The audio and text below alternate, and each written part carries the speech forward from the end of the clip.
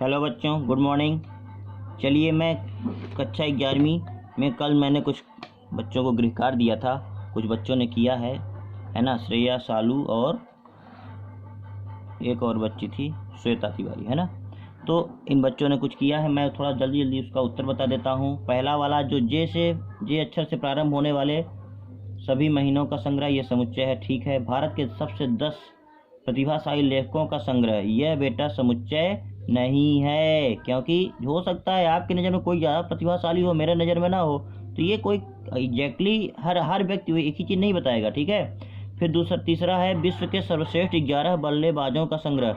विश्व के सर्वश्रेष्ठ, अगर भारत वालों से पूछेंगे तो भारत के सारे खिलाड़ियों का नाम बता देंगे, ऑस्ट्रेलिया वाले ऑस्ट्रेलिया का नाम बताएंगे। तो ज़रूरी नहीं है कि वो हर व्यक्ति का उत्तर एक हो, इसलिए यह भी समुच्चय नहीं है।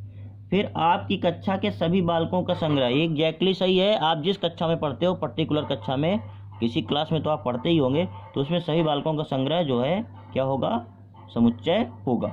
ठीक है। 100 से कम सभी प्राकृतिक संख्याओं का समुच्चय, एकदम सही है, ये समुच्चय होगा। क्योंकि 100 से कम प्राकृतिक संख्याएं मतलब आप 1 से शुरू करोगे और 99 तक जाओगे, हर बच्चा यही लिखेगा, इसलिए समुच्चय है। फिर लिखा है लेखक प्रेमचंद द्वारा लिखित उपन्यासों का संग्रह। लेखक प्रेमचंद ने कुछ निश्चित उपन्यास ही लिखे हैं, तो जब उनकी बात होगी तो उनके उपन्यास ही आएंगे, अर्थात यह भी समुच्चय है। सभी सम पूर्णांकों का संग्रह, ये भी सत्य है, ये भी एक समुच्चय है। इस अध्याय में आने वाले प्रश्नों का संग्रह, बिल्कुल सही है, ये भी एक समुच्चय है। इसमें जो भी प्रश्न आएंगे, अगर कोई पूछेगा तो आप देख के हर बच्चा वही प्रश्न लिखेगा, है ना। फिर लिखा है विश्व के सबसे अधिक खतरनाक जानवरों का समुच्चय। अब यह एक खतरनाक शब्द जो है अपने आप में विवादित है। आप किसको खतरनाक मानते हैं? जैसे अब अपने विद्यालय को ही ले लीजिए। अपने विद्यालय में अगर हम लोग पढ़ाते हैं, इतने शिक्षक हैं, अब आपके लिए नज़र में सबसे चंडाल शिक्षक कौन है, सबसे खतरनाक शिक्षक कौन है? कुछ लोग किसी का नाम बताएंगे तो कुछ लोग किसी और दूसरे का नाम बताएंगे। फिर सबसे बढ़िया कौन, आपको सबसे ज़्यादा डांटता कौन है, सबसे ज़्यादा पीटता कौन है, तो निश्चित ही मेरा नाम भी आ सकता है। पर कहने का मतलब ये है कि कुछ बच्चे हमें भी कहेंगे, कुछ बच्चे किसी दूसरे शिक्षक का भी नाम ले सकते हैं।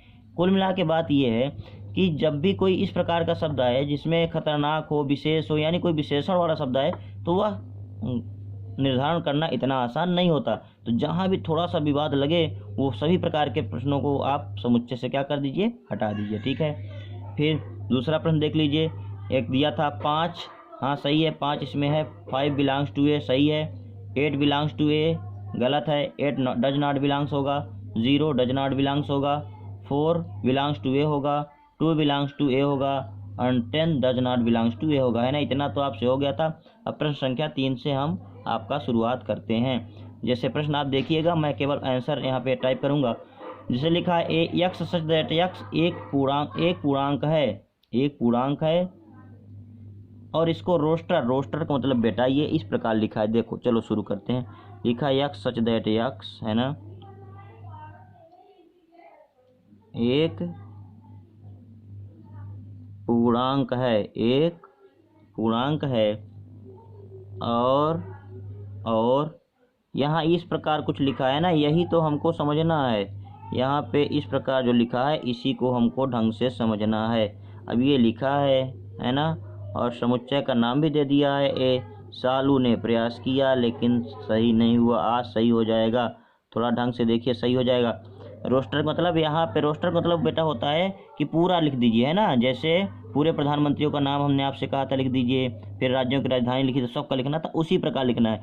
ये तो निर्माण विधि में लिखा हुआ है। अब निर्माण विधि से हमको सारणी विधि में इसको लाना है, तो कैसे आएगा, पहले इसका मतलब समझ लें। कह रहा है यक्स का मान बड़ा है -3 से और छोटा है 7 से। ठीक है बेटा, यक्स का मान छोटा है 7 से, यानी 7 से छोटा मान ही लेंगे, यानी 6 तक जाएंगे, 7 तक नहीं जाएंगे। ठीक है।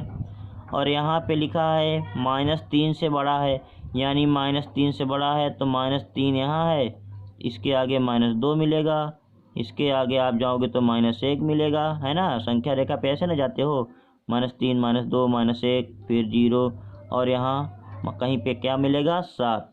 तो हमें 7 तक नहीं जाना है ना, हमको 7 तक जाना ही नहीं, हमको कहाँ तक जाना है, केवल 6 तक जाना है। तो अब इसका मान लिख लीजिए, एक पूर्णांक मतलब पूरी संख्या लिखें, यानी आप यहाँ कहाँ शुरू करेंगे, -2, -1, 0, 1, 2, 3, 4, 5 और 6। ठीक है बेटा, इसको ऐसे करना था। दूसरा वाला देख लीजिए। दूसरा वाला कह रहा है कि यक्स सच दैट यक्स संख्या 6 से कम प्राकृतिक संख्या, 6 से कम यानी 6 से छोटी प्राकृतिक संख्या लेनी है। तो प्राकृतिक संख्या कहाँ शुरू होती है, 1 से शुरू होती है। 1, 2, 3, 4 और 5, 6 नहीं आएगा क्योंकि 6 से कम लेना है, विशेष ध्यान रखिएगा। सी वाला देख लीजिए।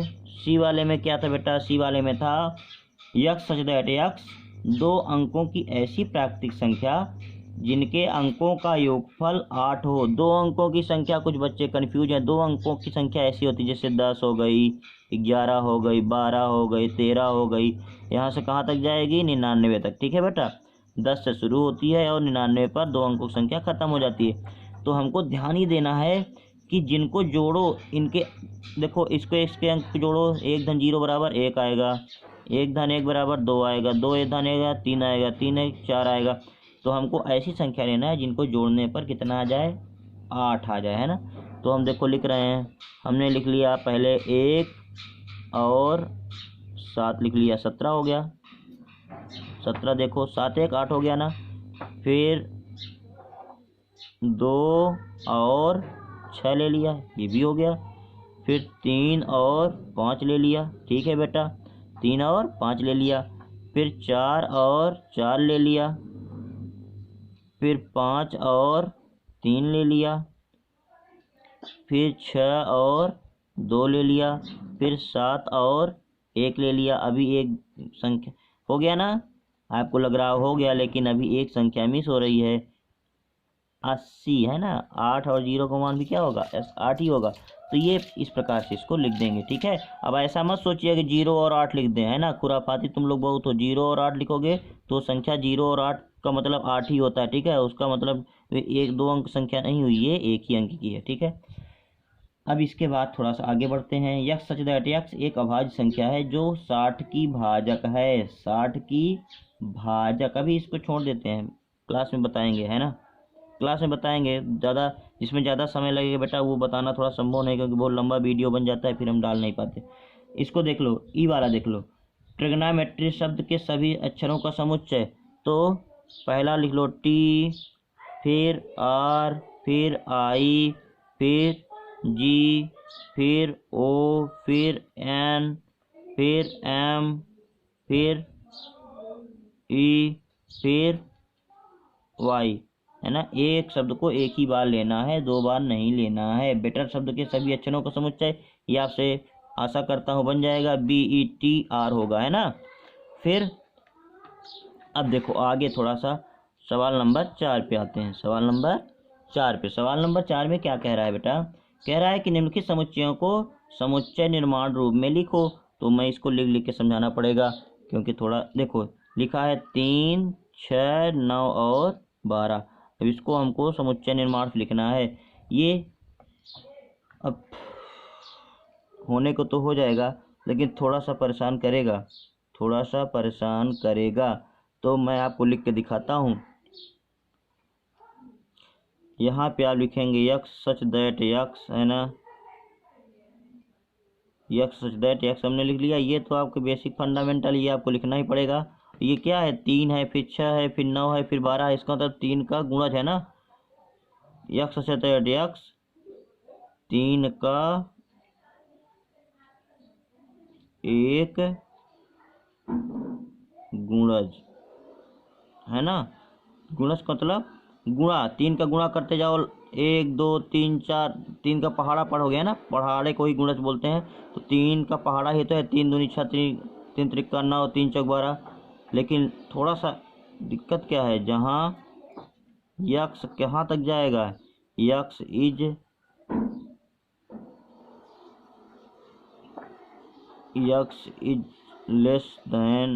लेस आर इक्वल टू 12, है ना। यानी यक्स का मान 12 से या तो छोटा होगा या तो 12 के बराबर हो सकता है, लेकिन 12 से ज़्यादा हमको नहीं जाना है। 12 तक है ना, तो 3 होगा, 6 होगा, सब कुछ आ जाएगा, लेकिन 12 से आगे हमको नहीं जाना है। बराबर, यानी बराबर 12 के बराबर तो हम कर सकते हैं, और या तो क्या करेंगे 12 से छोटा मान लेंगे, या तो 12 के बराबर, है ना, दोनों कंडीशन है। तो हम 12 तक ले लेते हैं, बाकी चीज़ों को हम क्या कर देते हैं बेटा, छोड़ देते हैं। या इसको आप ऐसे भी कर सकते हो, कैसे कर सकते हो, एक चीज़ और लिख सकते हो, कोई दिक्कत नहीं। x इज लेस दैन 15 लिख दो, 15 से छोटा मान लेंगे, या x इज लेस दैन 13 लिख दो, ये भी सही माना जाएगा, लेकिन सबसे एग्जैक्ट यही है, क्योंकि 13 छोटा लेंगे तो 12 तक ही आएगा, है ना। अब देखो दूसरा है 2 है, फिर 2 है, 4 है, 8 है, 2 दूनी 4, 4 दूनी 8, 8 दूनी 16। इस प्रकार से क्या कह रहा है, ये लगातार बढ़ता चला जा रहा है ना। तो अभी मैं सुनो, हो सकता है ये सवाल थोड़ा सा आपको कम समझ में आया होगा, मुझे भी थोड़ा थोड़ा महसूस होता है, क्योंकि थोड़ा सा उन सवालों से भिन्न है।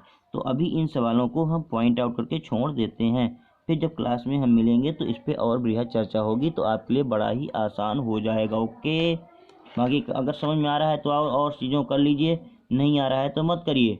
थोड़ा छठवां सवाल आप हो सके तो थोड़ा देख लीजिए, छठवां भी करने का प्रयास करिएगा, नहीं बनेगा फिर बताइएगा। अब मैं थोड़ा सा टॉपिक को और आगे बढ़ाता हूँ। टॉपिक में आगे क्या है आपका, रिक्त समुच्चय। क्या है बेटा, रिक्त समुच्चय। समुच्चय हो गया, आप समुच्चय के प्रकार पढ़ेंगे, है ना। तो पहला समुच्चय आपके कोर्स में कौन सा है, रिक्त समुच्चय। रिक्त का स्पेलिंग क्या होता है, इंग्लिश होता है एम्प्टी सेट, एम्प्टी, ठीक है, या इसी को कहीं कहीं बेटा नल लिखा रहता है, नल, है ना।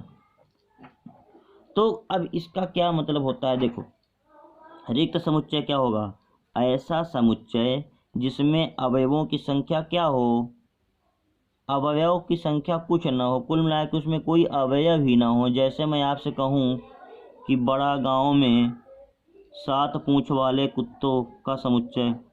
अब बताओ आपके गांव में 7 पूंछ वाले कुत्ते मिलेंगे क्या, तो आप कहेंगे सब बकवास कर रहे हैं, सब ज़बरदस्ती की बात है, ऐसा तो कुछ होता नहीं। फिर हम कह देंगे 3 आँख वाले मनुष्यों का संग्रह करो, नहीं मिलेंगे, है ना।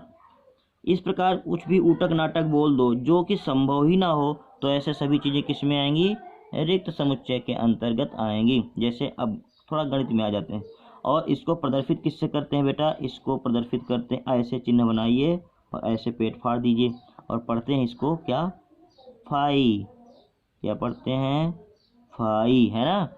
और बनाते समय हम लोग तो ऐसे बना देते हैं, ऐसे ऐसे, है ना, फाई से प्रदर्शित करते हैं। या इसको एक चिन्ह और है, इससे प्रदर्शित करते हैं बेटा, इस ऐसे लिख दो, लेकिन इसके अंदर कुछ नहीं होना चाहिए, ध्यान रखिए, इसके अंदर कुछ नहीं होगा। अगर इसके अंदर कुछ भी लिख देंगे तो यह रिक्त समुच्चय नहीं रह जाएगा, ठीक है।